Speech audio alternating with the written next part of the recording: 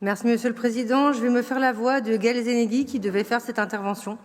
Monsieur le Président, avec ce rapport qui répond à une obligation légale, nous avons l'occasion de débattre sur un sujet fondamental, l'égalité entre les femmes et les hommes en Finistère.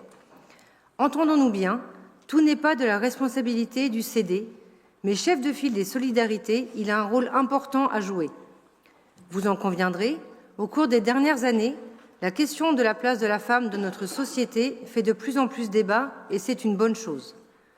L'année 2024 s'est terminée avec l'affaire Gisèle Pelicot. La médiatisation de cette situation, qu'on ne peut que qualifier de dramatique, sidérante, plonge tout à chacun dans l'effroi. Et pourtant, ce n'est pas un cas isolé. Les langues se délient et le changement se profile.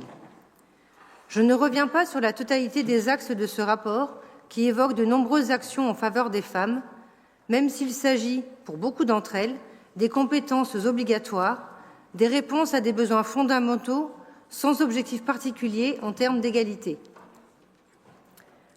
Je salue les conventions passées et j'ai hâte que les femmes finistériennes en récoltent les fruits.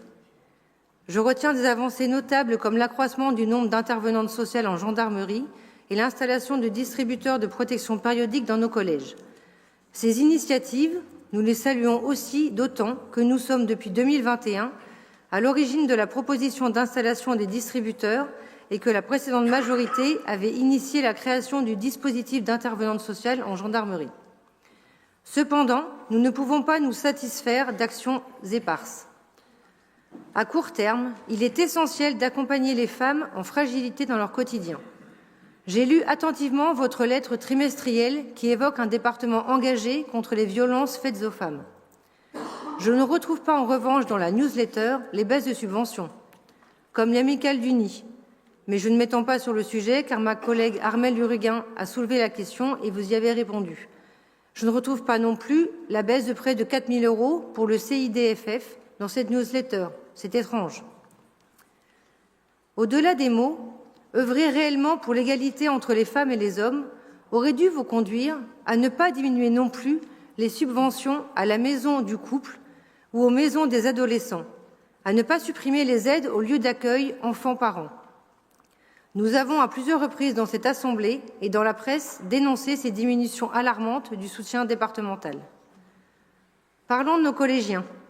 Vous n'avez pas non plus augmenté les moyens des centres de santé sexuelle pour accompagner les problématiques qui émergent justement comme la prostitution des mineurs via les réseaux sociaux. Alors je vous pose la question, entre cette newsletter et ce rapport, où est la vérité sur un Finistère plus égalitaire? De plus, si nous célébrons le sport féminin avec le Tour de France, qu'en est-il de l'aide à celles qui ne font pas partie de grandes compétitions ou n'appartiennent pas à des grands clubs? La politique d'égalité hommes-femmes ne doit pas s'arrêter à des événements spectaculaires. Elle doit s'incarner dans un soutien tangible à toutes les femmes dans leur vie quotidienne. Monsieur le Président, la lutte pour l'égalité doit transcender les discours et se traduire par des décisions stratégiques et des financements au service des droits et de la sécurité de toutes les femmes et tous les enfants.